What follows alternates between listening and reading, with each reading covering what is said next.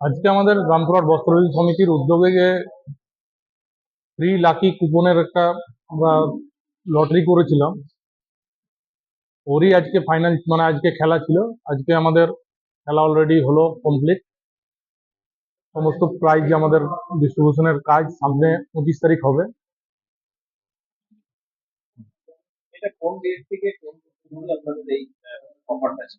আমাদের 15ই জুলাই থেকে 15ই আগস্ট পর্যন্ত ছিল। প্রথম থেকে পঞ্চম পুরস্কার আমাদের ছিল প্রথমে ফার্স্ট প্রাইজ হচ্ছে 10 গ্রাম সোনা, সেকেন্ড প্রাইজ হচ্ছে দুজনকে 2 গ্রাম করে সোনা, এবং থার্ড প্রাইজ 4 জনকে 50 গ্রাম করে চাঁদি। আর ফিফথ প্রাইজ হচ্ছে আমাদের 8 জনকে 20 গ্রাম করে চাঁদি। আর সিক্সথ প্রাইজ হচ্ছে 20 জনকে 10 গ্রাম করে চাঁদি। এরপরে হচ্ছে সান্ত্বনা পুরস্কার 500-এর বেশি জনকে দেওয়া হয়, ছাতা দেওয়া হয়েছে। এটা হচ্ছে আমাদের মেনলি ক্রেতা সাধারণ খরিদ্দারের জন্য।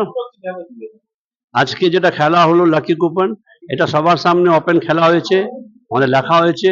এবার সবাই যে যে দোকান থেকে উঠেছে তারা নিজের কাস্টমারকে ডাকবে, ফোন করে দেওয়া হবে। প্রত্যেক কাস্টমারের নম্বর নেওয়া হয়েছে, সেই ফোন নম্বরে ফোন করে জানিয়ে দেওয়া হবে।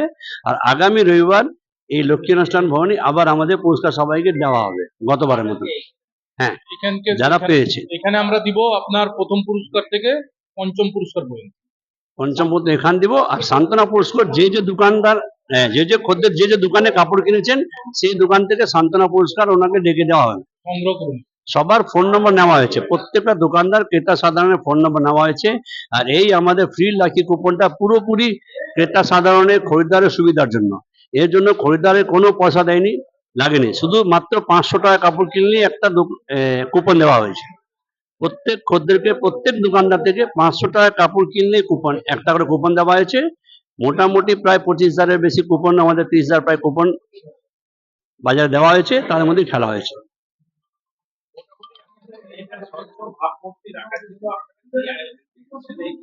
এর জন্য আমরা এটা পুরোপুরি ভিডিও রেকর্ডিং করেছি। কেউ যদি দেখতে চায় ভিডিও রেকর্ডিং আছে, লাইভ চলেছে প্রোগ্রামটা। লাইভ যদি করতে চায় তারও রেকর্ড আছে আমাদের কাছে। আর আমাদের রিপোর্টার সবাই সবার সামনেই আমাদের খেলা হয়েছে, ওপেন খেলা হয়েছে, প্রত্যেকটা রেকর্ড আছে। যে কোনো সময় খদ্দের বা কেউ চাইলে দেখতে পারে সেটা। আমার নাম সুশীল বান্টিয়া, আমি রামপুরহাট বস্ত্র সমিতির সভাপতি। আমি মোহাম্মদ শরীফুদ্দিন, রামপুরহাট বস্ত্র ব্যবসায়ী সম্পাদক। আমার নাম মধুসূদন বাজাজ, আমি রামপুরহাট বস্ত্র ব্যবসায়ী সমিতির অ্যাকাউন্টেন্ট।